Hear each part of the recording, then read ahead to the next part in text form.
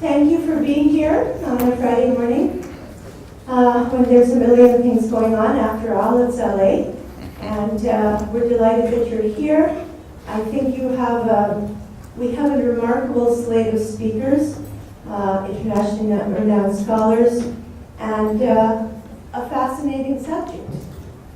So welcome, and I'm going to turn it over right now to Professor Duncan Williams, Chair of the School of Religion. Duncan.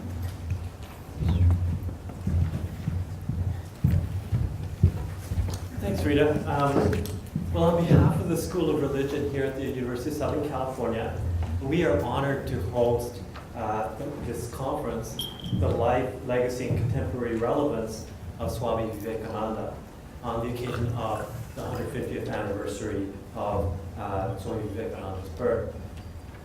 Being located in Los Angeles, perhaps the world's most religiously diverse city, we are especially excited about this focus on Swami Vivekananda, one of the greatest proponents of religious pluralism. And so to this end, our conference convener, Dr. Rita Sharma, who is also our Swami Vivekananda visiting faculty in Hindu studies here at USC. And by the way, we really need to appreciate all the hard work and ingenuity that went into Rita's organization of this conference. On the thing it says Varun and James McHugh and I are on the organizing. It's really Rita Sharma that did all, 99% of the organizing of this conference. And I think she's brought together an amazing group of distinguished scholars and speakers for this two-day international conference. We also need to thank our sponsors for this event, the Dharma Civilization Foundation, with whom USC has been engaged in a broader partnership to ensure that the study of Indic civilization and the study of the world's third largest religion, Hinduism, is appropriately represented on American university campuses, especially ones like USC, where we have the largest number of students of Indian origin of any American university. And I see some of those students out there, and I'm going to include myself among them. There are those of us for whom the study of Indic religions, or certainly Swami Vivekananda, is new, and we're really going to be learning a lot in the next 2 days. So welcome once again to our distinguished speakers and panelists, our sponsors, and members of the general public who are here, including those from the Indian Heritage Community. And so with that, let me turn things over to our Dean of Religious Life, Varun Soni.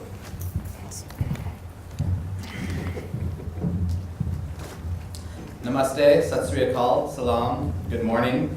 My name is Varun Soni. I'm the Dean of Religious Life here at the University of Southern California. When I was hired as Dean of Religious Life here 5 years ago, I became the first Hindu in American history to be the chief religious leader of a college or a university. Mahatma Gandhi said of Vivekananda that he maintained, quote, the Hindu religion in a state of splendor by cutting down the dead wood of tradition. The first Governor General of independent India, Chakravarti Rajagopalachari, said, quote, Vivekananda saved Hinduism, saved India.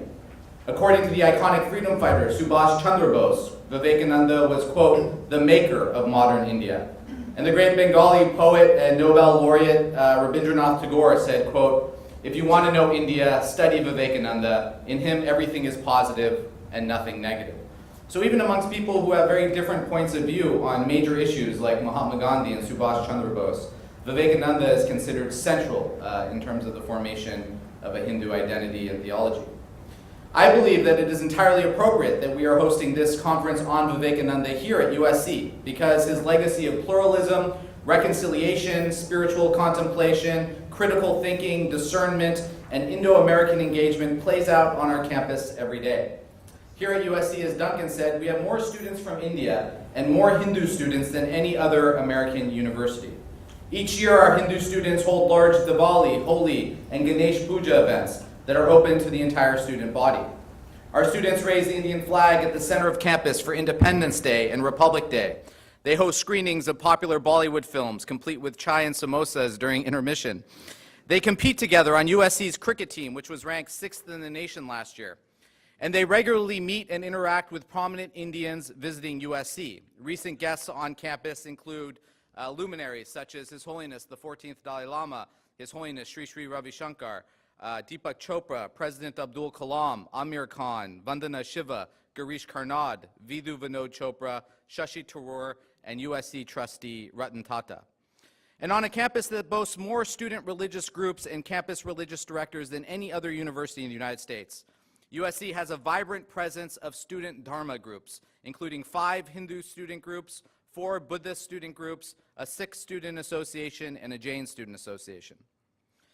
This morning's plenary panel will focus on pluralism and the study of religion, a theme that was very much a part of Vivekananda's legacy here in the United States.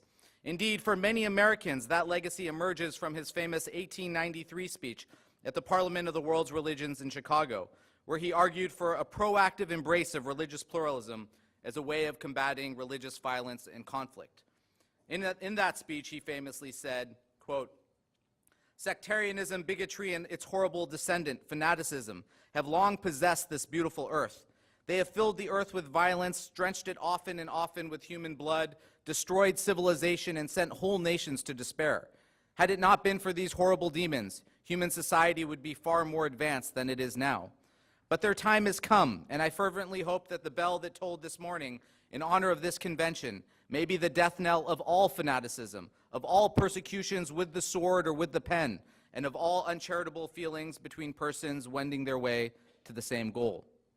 It is in this spirit of Vivekananda's Parliament of World Religion speech that we convene our plenary panel to discuss pluralism and the study of religions.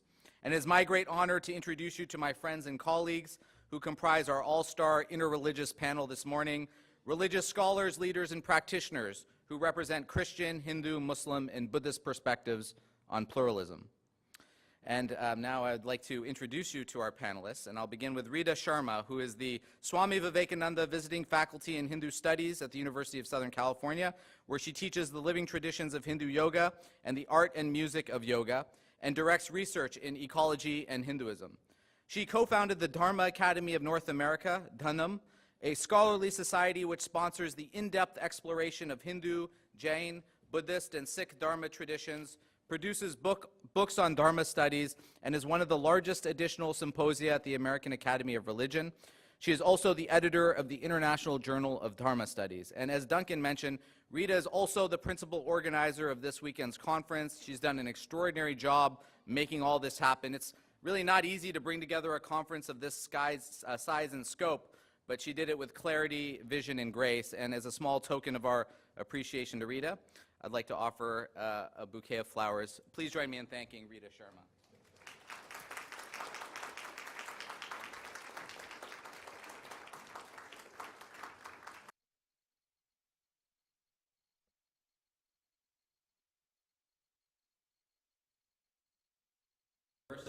She is a prolific practitioner and effective educator in the area of conflict resolution among communities of ethnic and religious diversity. Her involvements range widely, including conducting gang interventions, implementing diversity training in universities and public agencies, conflict resolution in public schools, interreligious dialogue amongst the Abrahamic traditions, and environmental conflict resolution. She also serves as a great mentor for the Muslim Student Union right here at USC and is an inspired poet in her own right. Please join me in welcoming Najiba Saeed Miller. Thank you. Duncan Williams is the chair of the University of Southern California School of Religion and the co-director of the USC Center for Japanese Religions and Culture. He has also been ordained since 1993 as a Buddhist priest in the Soto Zen tradition and served as the Buddhist chaplain at Harvard University for 2 years. He is currently completing a book entitled Camp Dharma, Buddhism and Japanese American Internment During World War II. It's forthcoming from the University of California Press. In 2011, he received a commendation from the Japanese government for deepening the mutual understanding between the peoples of Japan and California. We all owe Duncan really a great debt of gratitude as we are all here today because of his vision and leadership for the School of Religion in developing this unique partnership with the Dharma Civilization Foundation. Please join me in welcoming Duncan Williams. And Donald Miller is the Firestone Professor of Religion and the Executive Director of the Center for Religion and Civic Culture at the University of Southern California. He is the author or editor of 9 books, and he is currently writing a book on the experiences of survivors after the Tutsi genocide in Rwanda. In addition, he is overseeing a Templeton Foundation research initiative on global Pentecostalism and is series editor for Oxford University Press for a number of volumes that will be published related to Pentecostal and charismatic Christianity. You know, here at USC, we have a Hindu dean of religious life and a Buddhist chair of the School of Religion, and Don, I believe, is really responsible for that. He has been a tireless advocate for religious pluralism broadly conceived and for the Dharma tradition specifically. So please join me in welcoming Donald Miller. So today's panel discussion will unfold in the following way. I'll ask each panelist to offer some opening remarks about pluralism and the study of religion from their perspective, either as scholars, leaders, or practitioners. Then I'll ask each of them a follow-up question. Then we'll open it up for questions and answers, and we can ask questions directly into the microphone here. You know, the panelists can choose whether to do their opening remarks from the podium or from the table. And why don't we go ahead and start with Najeeba Said Miller. Thank you.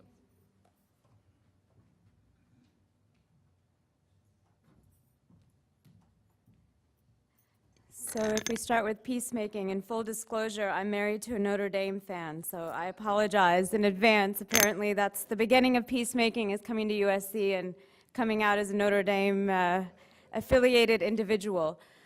So I wanted to speak really briefly about one of Swami Vivekananda's major contributions, amongst which our other colleagues will discuss. And for me, what's important in the study and the teaching of pluralism is locating how we engage in the pedagogical enterprise of teaching our students. And one of his major contributions is a notion of a pedagogy of healing. So he says, the brain and muscles must develop simultaneously, iron nerves with an intelligent brain, and the whole world is at your feet. So in this quote, we find one of the major aspects of a pedagogy of healing is a rejoining of the separation of the mind and the body and the spirit. Because very often that internal pluralism, the intrapersonal within our own capacity to appreciate a diversity of thought and internal disagreement, is the foundation block for engaging across relationships of difference. Thayer eloquently describes this engagement and negotiation of the spiritual form in an aesthetic way, where she says, staying true to my own necessities of form in the midst of unexpected conditions and overwhelming choices is constantly challenging, a continued vital engagement. So the threshold for co-creating forms is at the heart of this sense of aggregated inner pietisms that come together as we're teaching pluralism. The foundation of pluralism is the yearning for healing and the instrumentality of the body itself to be more than a wound and to carry the memory of that wound in both its sensory and imaginative capacities, but our ability to move beyond the wound and to be able to speak with one another and work with one another. So there are 3 elements to the pedagogy of healing that I think we learn from Swami Vivekananda and his writings and his own embodiment. I think we can't underestimate his physical presence and the embodiment of pluralism that he brought into the different venues when he engaged, especially in North America. The timing and the place and his very presence were in and of themselves an act of brave pluralism. So what does a pedagogy of healing look like? It would have 3 characteristics, returning again to Swami Vivekananda. The first is that education, and he says, is a manifestation of perfection already existing in man. So within the form of education around pluralism, we talk about a constructivist approach, which is based on the knowledge of students who come into the educational encounter, honoring their data sets of knowledge that they bring into a new sphere of knowledge, whether the new sphere of knowledge is an embodiment of someone from a different tradition. And what we do is we co-create, again, a new joint episodic empathy within the classroom that generalizes to their capacity to be empathetic outside of the classroom. And so his idea that what people come into education with all the perfection of knowledge as a gift within their embodied mind and their heart and their soul is a very powerful contribution and fits with the contemporary educational model of a constructivist approach, where we elicit from the students the understanding that they bring to pluralism and see their own experience as a valuable contribution to the conversation around pluralism. It's inherently an experiential modality of teaching and method of engaging. The other thing that we have to think about is, as he talked about the training of the mind and the body, is designing for the trauma that has happened with the separation of the mind and the body. Talvatia has a profound model of education that appeals to the mind and the heart and the joining and the engaging of both for those who have often been viewed as having to separate or leave the heart out of education, dislocate compassion from its capacity to be able to inform the cognitive development of our students. And so a healing pedagogy attends to the dualisms of mind and body, but also ingrains a sensibility of both. And so what we do in our learning and in our teaching in a pedagogy of healing is to look at the reunion of the facets of learning. The somatic, the cognitive, and the affective are all crucial when students are experiencing this dualism that often separates them not just from each other, but from a relationship with their own ability for healing themselves and being able to be in a classroom situation where they take risks for learning and are able to have a conversation that moves them forward. So more and more, I think one of the fearlessness that Swami Vivekananda brought to his engagement was to emphasize the need for fearlessness in education, to move forward, and he has many approaches to this, but I think the sense that within the human being, all the gifts of manifestation for pluralism exist. And as we think about a pedagogical approach, since I teach in the area of education, inherently creating environments that are not safe, but are sacred in drawing out the deep knowledge that we all bring to situations and our history and our collective ability to build empathy across traditions and also appreciate what we bring to it is one of his greatest contributions. So I hope that we can think and maybe have a conversation about the capacity that our higher educational system has for self-healing and collective relational healing across many of the wounds that many of us have inflicted upon ourselves or upon each other. Thank you.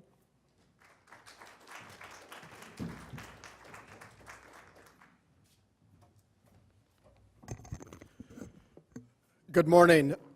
My main contribution to this event is that I was on the search committee that brought both Varun and Duncan here.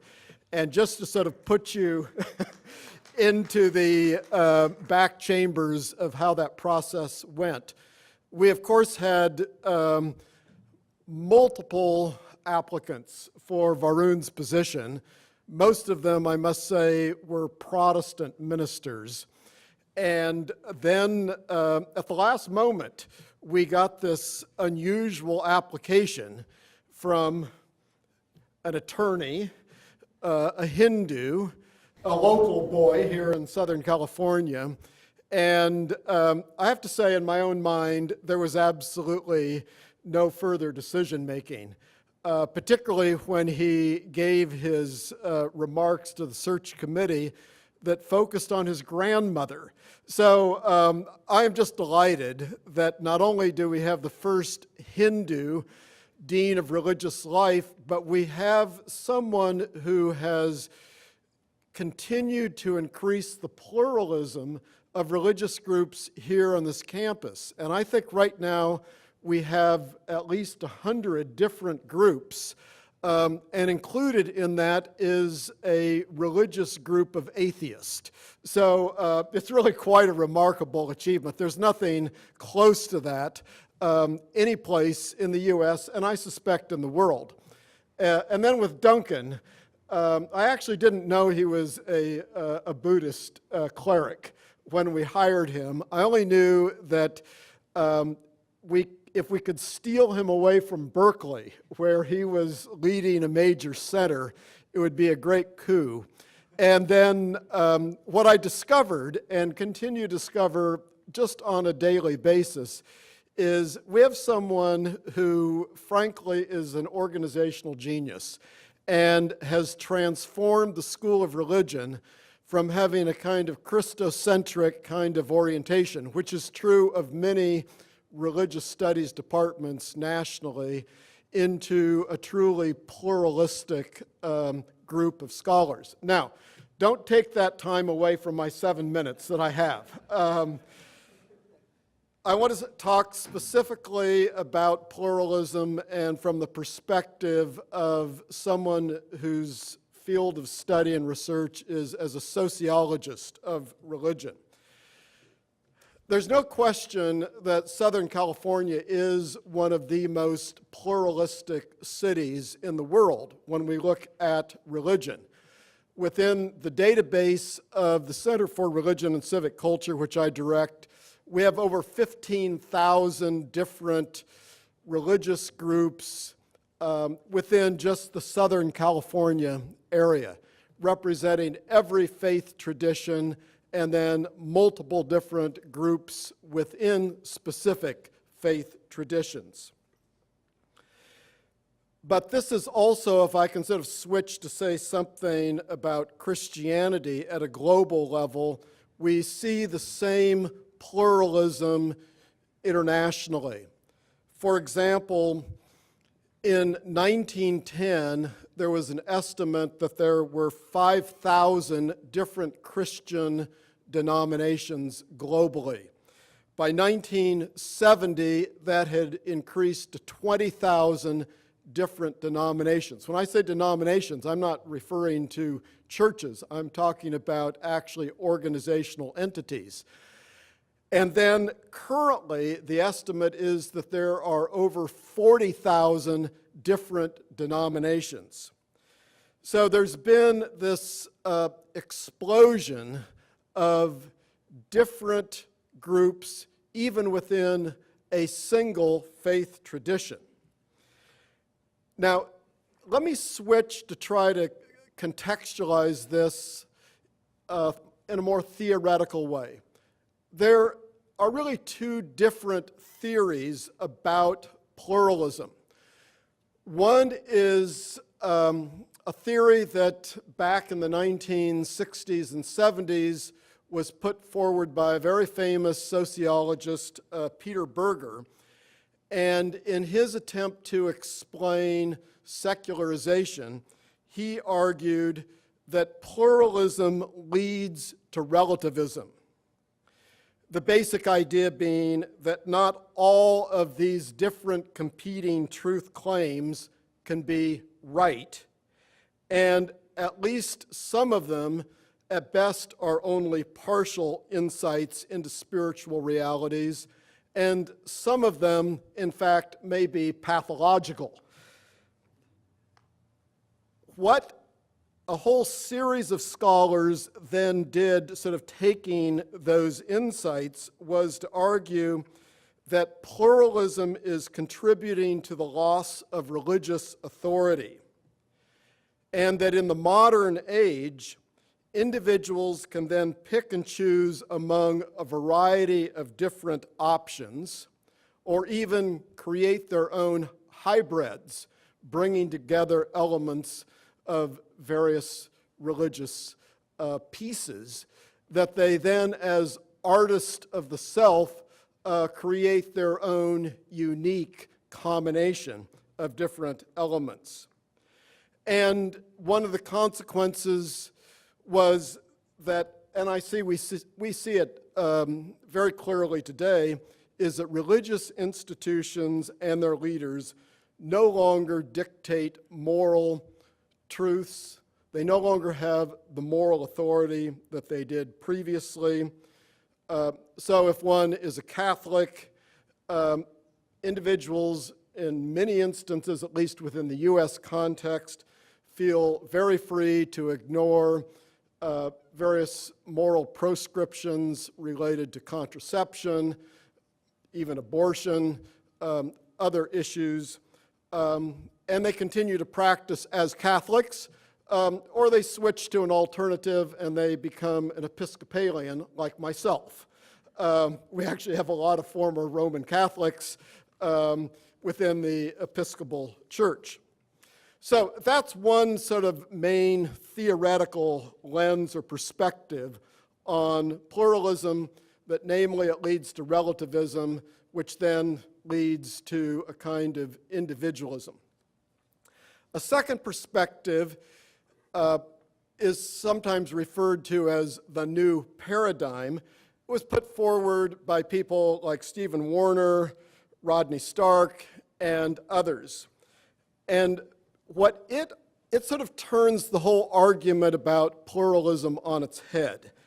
And it argues that pluralism creates competition between different groups.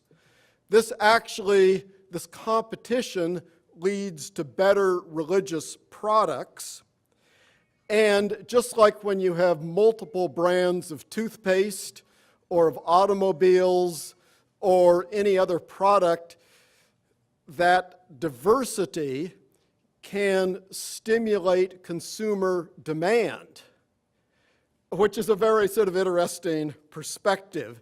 And furthermore, this competition based on pluralism eliminates the problem of the lazy priest. The lazy priest being, if people can vote with their feet and not attend your particular church, temple, synagogue, but go to another one, you can't just sort of sit back and relax. You have to compete with the alternatives. So this notion that people have choice, that there's a multiplication of brands, if I can use a kind of market terminology, that actually contributes in the realm of religion to innovation, to creativity, and to niche markets. So that rather than there being one brand that fits all, in fact, with the thousands of different religious options, even here in Southern California, hopefully you can pick something that fits your particular interest and needs, whether it be related to race and ethnicity, or social class, or some other aspect. Now, do I have another minute, or shall I quit right here? Okay, I'll take one more minute. Now, how does this relate to the Dharma tradition, to the Vedanta Society, which I've been reading about recently? Perhaps it provides a third way from these two that I just mentioned. Namely, and this I'm sure is oversimplification, but there's the idea that all streams lead to the same ocean, to the same truth. I think that that is a very optimistic view, a kind of utopian view. It's actually a view that I find very appealing. But I think what we have to consider from a theoretical standpoint is, does this embrace of pluralism lead to harmony, or does it actually lead, or is it a symptom of conflict? We all read the newspapers. We know that Muslims are killing Muslims. There are conflicts between different Hindu groups. There are Christians who are out trying to missionize everyone, creating conflicts globally. So the multiplication, the pluralism, while it appears to be a wonderful utopian ideal, is it actually a symptom and a contributor to conflict? Thank you.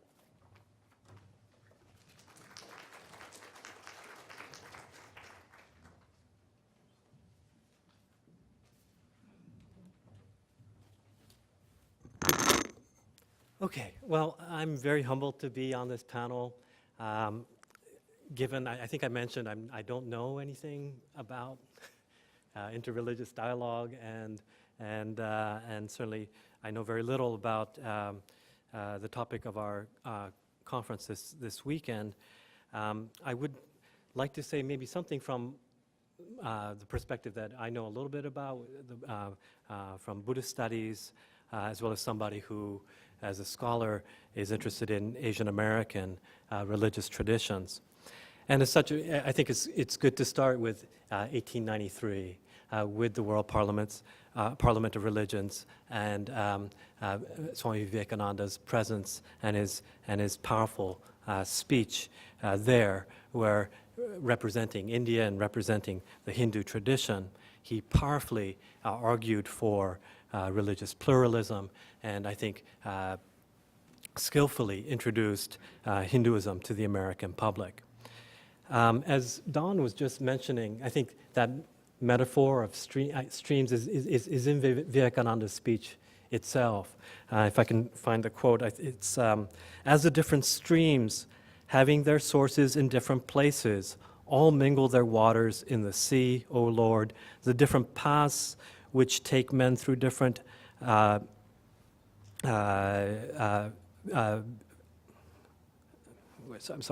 various though they appear, crooked or straight, all lead to thee. So I think certainly in Vivekananda's speech in 1893, we can see on the one hand this idea of a kind of all paths lead to the mountaintop, all streams lead to the ocean, all like kind of a universalism that's a tendency there. But one of the other things I found very interesting was that Vivekananda, spent a few more years in the United States talking to different groups, and in one of those other venues outside of the 1893 venue, he said a few years later something that was also very interesting. He said, "I do not come to you. I do not care to bring you to a new belief. I want to make the Methodist a better Methodist, the Presbyterian a better Presbyterian, a Unitarian a better Unitarian. I want to teach you the truth to reveal the light within your soul." So there's a way in which he's also talking about particularism as well. And I think that combination, that holding in tension the universalism on the one hand, and the idea that people have their own streams, and that those are also valuable, and that what can be brought to the table from some of these traditions, like Hinduism, is to actually make people better Methodists and better Presbyterians. It reminded me, that kind of sentiment reminded me of some of the other people who participated in the 1893 event. I'm most familiar with, there was a 6-person delegation from Japan representing Nichiren Buddhism, Shingon Tendai, Jodo Shinshu, and Rinzai Zen. And amongst that group, the Rinzai Zen representative, the abbot of Engakuji Temple in Kamakura, Reverend Soen Shaku, he actually gave a very interesting speech at this conference, which I think resonated with Vivekananda's thought. But in his speech, which was titled "The Law of Cause and Effect as Taught by the Buddha," what he focuses on, which was to the shock of the Parliament organizers, and he had originally written the speech in Japanese, and the young D.T. Suzuki, who would later become famous as a proponent of Zen Buddhism in America, he translated Soen Shaku's speech in 1893, and then had the conference organizer, John Barrow, who's a fairly archetypal liberal Christian of that time, and I think who brought a vision of this parliament to bring together these various religions of the world, but under the kind of assumption or umbrella of Christian, the languages of light, of Christian, the light is spreading around the world, and that these other traditions are kind of refractions or other kinds of, sometimes he would even use the word lesser lights than Christianity, but lights all the same. And that was his understanding of what the parliament was supposed to be, which was, in some sense, a celebration of the Christian triumphalism by embracing all these other religions. And what Soen Shaku did in his thing that John Barrow had to read, which upset him, apparently, because they had this 3-year exchange of letters that culminated in 1896, of which I'll read to you in a moment. But John Barrow had to read this speech, which basically said Christianity is not compatible with science, whereas this law of cause and effect, as taught by the Buddha, is appropriate for the 20th century. So this is a speech that John Barrow had to read, and in other words, people like Soen Shaku, Vivekananda, others were bringing to the table a perspective on religious pluralism that wasn't simply going to accept this idea that these other religions are a lesser light of Christianity. So I think this was one kind of thing. And if I could just quickly, I'm out of time. All right, let me quickly read this thing. Soen Shaku is writing to John Barrows about some things post-Parliament that Barrows had said about Buddhism. And he says, "We may grant that Jesus Christ is the greatest master and teacher that appeared in the West after Buddha, but the picture of Jesus Christ as we find it in the Gospel is marred by accounts of such miracles as the great draught of fishes, which involved the great and useless destruction of life. We read that the fishermen following Jesus left the fish behind, and by the transformation of water into wine at the marriage feast at Cana. Nor has Jesus Christ attained to the calmness and dignity of Buddha, for the passion of anger overtook him in the temple when he drove out with rope in hand those that bargained in the holy place. How different would Buddha have behaved under similar conditions in the same place? Instead of whipping the evildoers, he would have converted them, for kind words strike deeper than the whip. I do not dare to discuss the statements you make about Christianity for fear that I may be mistaken, but I'm open to conviction and willing to learn." I found this very interesting because it gets at the heart, I think, of what is religious pluralism, which is, as kind of what Don was saying at the end of his comments, it's actually not easy. It's not just the acceptance of religious diversity, but the willingness to engage that diversity and sometimes have those difficult conversations. These Buddhists tend to, not just Soen Shaku, but these others who've made their speeches, tended to draw on some of those legacies from their own tradition, which on the one hand, Buddhists tend to have this idea that engaging in serious and thoughtful and yet sometimes quite critical conversations with those of other religious traditions is a Buddhist duty. But on the other hand, whether it's ideas of religious toleration, as found in the Indian king Ashoka's rock edicts, or in Mahayana Buddhism, the kind of broader idea of using skillful means, that the image of leaving this shore of suffering to the other shore of nirvana, using different vehicles, large vehicles, small vehicles, different boats to get over, and not being attached to whatever vehicle is used to get over there. There are different metaphors that these people use to draw on this idea that ultimate reality is empty, and therefore these tools we use, whether it's the form of Buddhism itself, one shouldn't get too attached to that either. And so there's these two things, critique as well as this idea of, some people call it pluralistic absolutism. Absolutism being this idea of emptiness. And so what I found, to conclude, what I found curious was how this then plays out legacy-wise. I happened to be able to attend the 1993, the Centennial Chicago conference that was celebrating the centennial of the World Parliament of Religions. And the Dalai Lama at that time was asked this question about kind of different streams or ways to get to the mountaintop, that there are different paths, but we'll all reach the peak. And he respectfully disagreed with that point of view and said, actually, from the Buddhist point of view, it's not that we're all going up the same mountain using different pathways, but there's a Buddhist mountain that we're going up, there's a Jewish mountain that Jews are going up, a Muslim mountain that Muslims are going up, Christian mountain, and when we get to the mountain peak, that's when we'll see each other. And so there's some, spiritual heights or spiritual depth, depending on which way you want to see it, that you have to get to be really actually see each other and engage in that religious pluralism. And let me just end with this thought that, Vivekananda began that speech in 1893 with Sisters and Brothers of America. And he really had this wish to kind of do that engagement of America as well. And thinking that, 100 and some years later, that there would be an American president who would say, Barack Obama, this is in his inauguration speech, whatever America once was, it is no longer just a Christian nation, but a nation of, I can't remember the order, Jews, a nation of Muslims, a Hindu nation, a Buddhist nation, and even a nation of non-believers.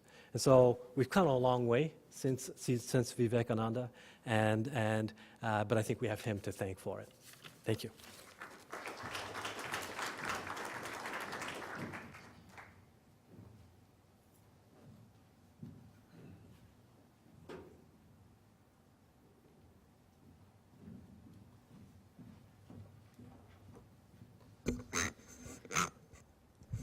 Pluralism is not a philosophy, it's not a perspective, it's a fact. It's a fact of the reality we live in this interrelated, interdependent civilization in human history. We are not only living in a nation that is plural in terms of ethnicities, perspectives, religions, cultures, but we're living in a global civilization that is also increasingly pluralistic. We don't have a choice now of deciding whether pluralism is something we should support. Pluralism is already supporting us. The question becomes, what kind of pluralism do we want to foster? We have that choice. There was a time when a universalist type of pluralism, the all roads lead to the same mountaintop or all streams lead to the same ocean form of pluralism, the universalist pluralism, was not only possible but beneficial because it was a world of distinct cultures, distinct religions, of peoples who did not know each other. And there had to be a way of bringing people at least to the table by saying, we are brethren, let's start here. We've come a long way since then, in some ways positively and in some ways negatively, but certainly in terms of complexification, we are far deeper than we were ever before. We live in an incredibly complex civilization, a global complex civilization. So the question is simply this, that I bring to the table, and that is that, are we to think of religion as inevitably closed ecosystems, or are we to think of religions as open ecosystems? You know what happens to closed systems? Entropy sets in. It's only in open systems that there is the possibility of creative transformation and further order and the development of increasing complexity. The fact is that religions always have been open ecosystems. The question is, have they acknowledged it? The second question is, does it even matter?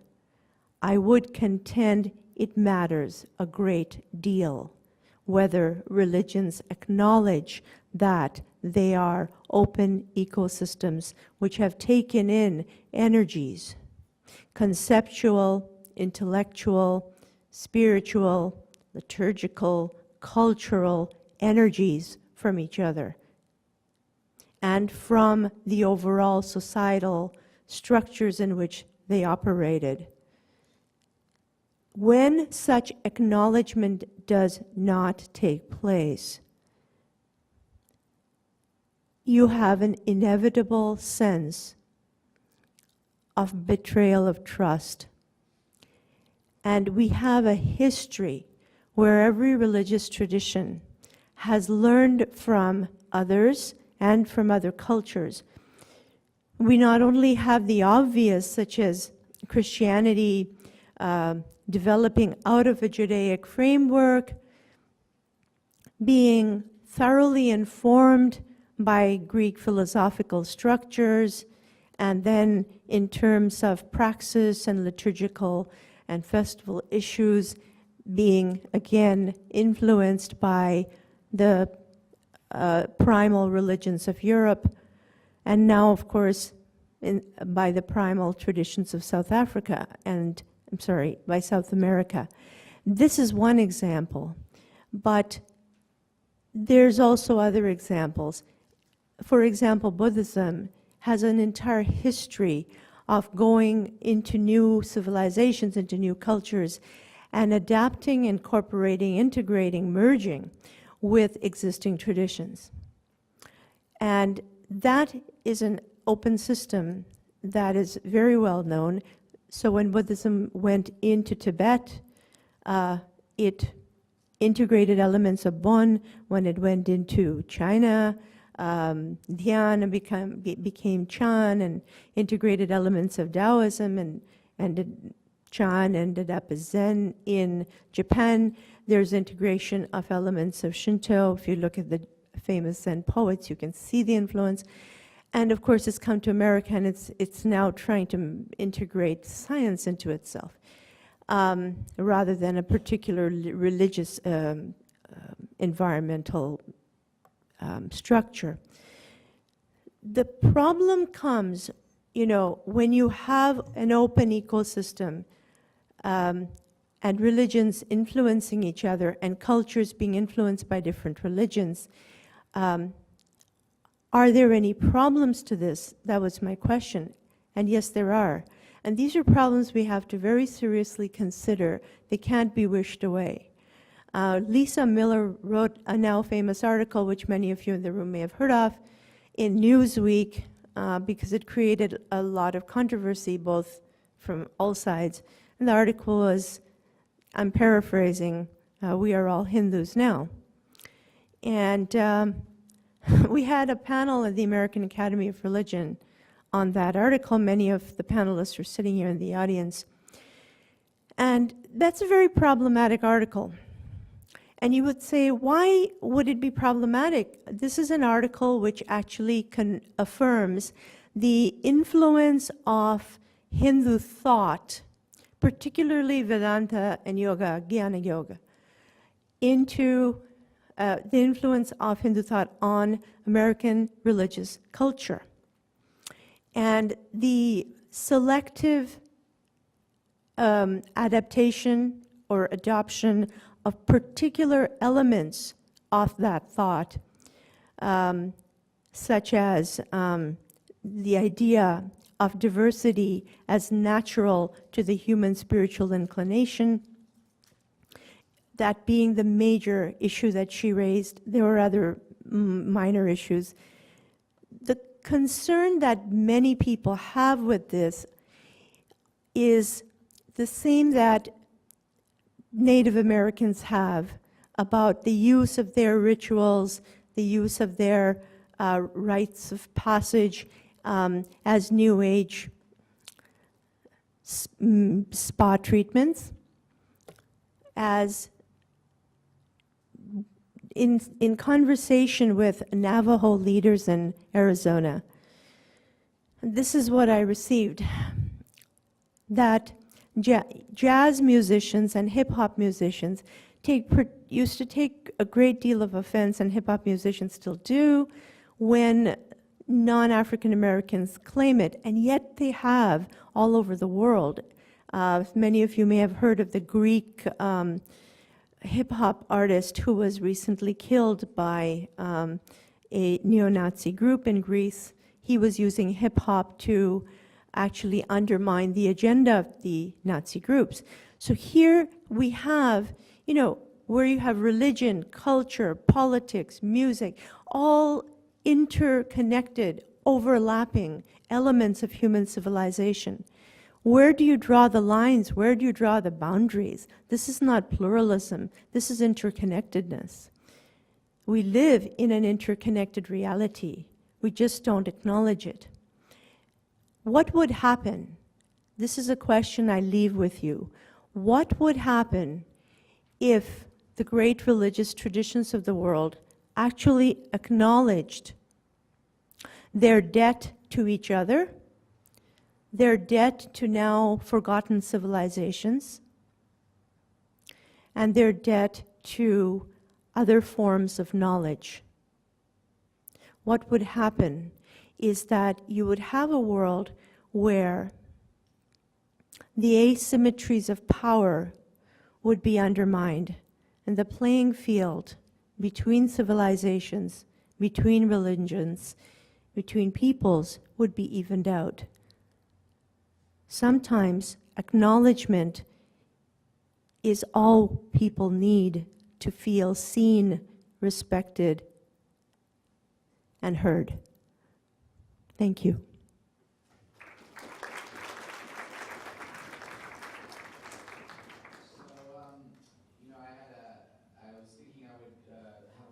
Conversation with our panelists before we open up to Q&A, but we have about 15 minutes left, so let's just go ahead and open it up for questions and answers now. If you're going to ask a question, please identify yourself. We ask for questions today, not sermons. We have a short period of time. You can ask the question right here at the microphone so we can get it on the video. So please, would you mind just asking a question? Thank you so much. And feel free to ask a question to a particular panelist or to the panel as a whole.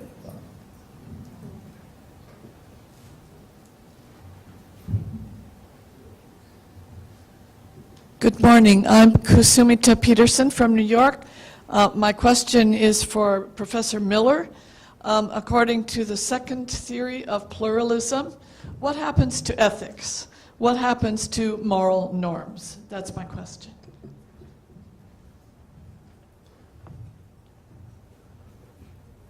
Well, probably what happens is the same thing that happens with the multiplication of brands of toothpaste.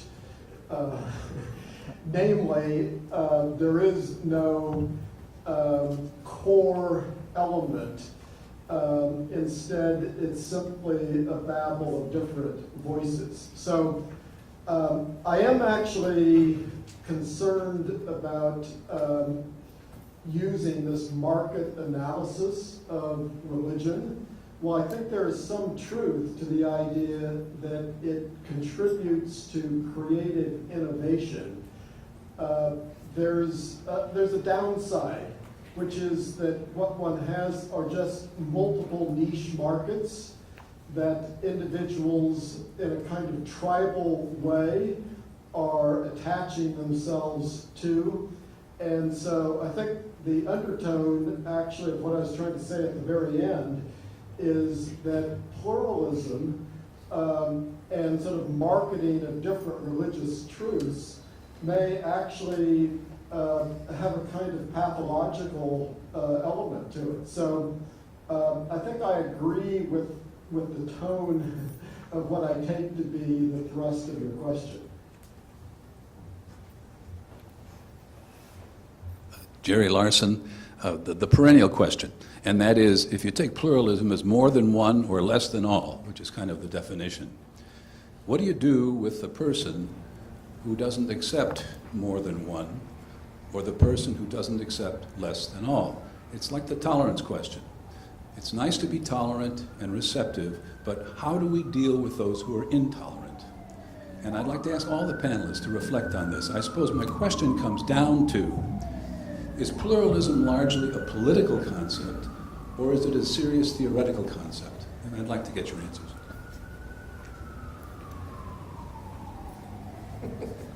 You're the peacemaker. I'm the peacemaker. Today I should be the troublemaker. I think part of what we need to interrogate here are also categories of religion. So, for instance, as Dr. Sharma pointed out, the idea of religion being located merely in text or in a particular version of history, looking at lived religion, looking at the culture, and looking at many other elements that inform the formation of religious identity, because I also think there are often tools for pluralism that are found by engaging and interrogating and looking at how and what we call religion. I think that's actually a universal question that we need to think of a little bit more, because in the field that I'm in, religion is so deeply intertwined often with ethnicity and culture and heritage and place and space, and what is sacred and what is profane can often be contested in ways that might be far richer than if we reduce religion to one form of identity and hold it up as the only variable within a conversation. I want to have us also think about relocating the idea of pluralism in the area of affect, because pluralism is not just the individual belief within the participation in a pluralist society, whether you take an Eckian perspective or a Connolly perspective. In the end, it comes down to the affect, whether it's the individual affect or the group think that comes out of the, Paula Pickering talks about it as self-understandings. And so what we're finding is a need to be able to articulate and map pluralist attitudes and think about adjustment in what we call deprovincialization. And this idea that pluralism is merely a belief or a political reality is certainly true, but that's why I spend so much time in my work talking more and more about the transformation of one's perspective and building a skill level. I tell my students that the most profound work can be done between two people who think the other are going to hell. That to me is a profound place for work to happen, because if we are all in agreement, that is first an impossibility, but it's also a hegemonic perspective of pluralism. There has to be a plurality of pluralisms from my perspective. And the capacity for people to engage in deep disagreement and using, as I mentioned earlier, using intellectual, spiritual, cognitive, as well as somatic resources is very important, because I think criticism is part of the way we engage and interrogate one another. So others can answer, but that would be from my perspective as educator.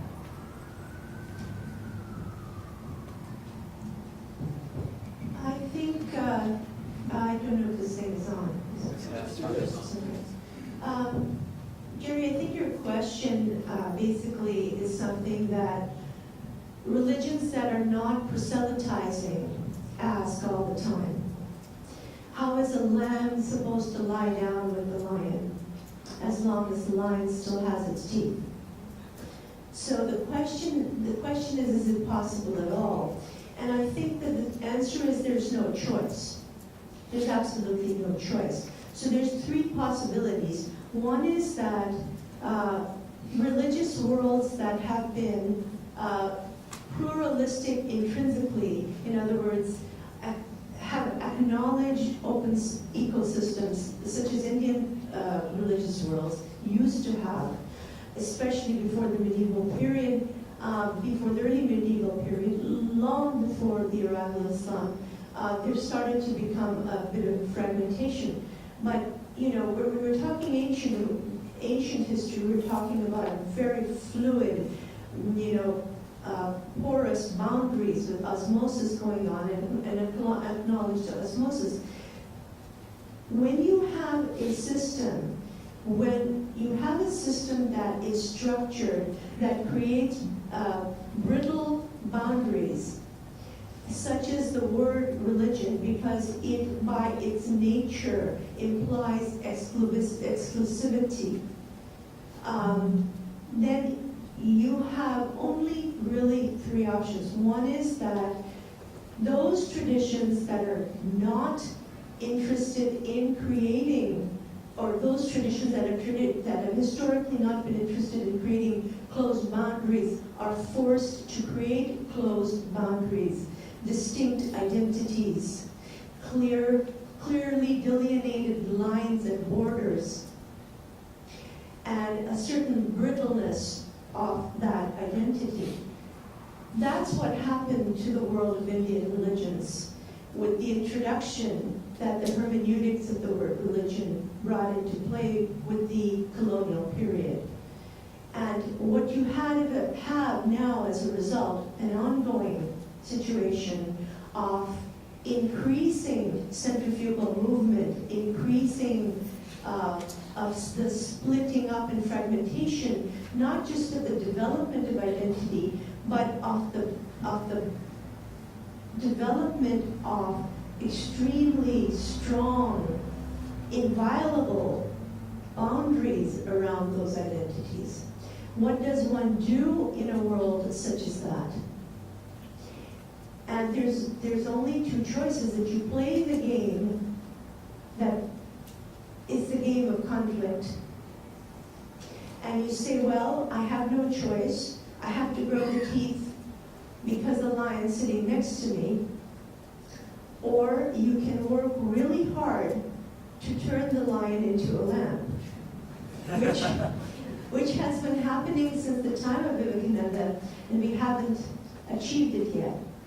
My hope is we will eventually succeed as a species.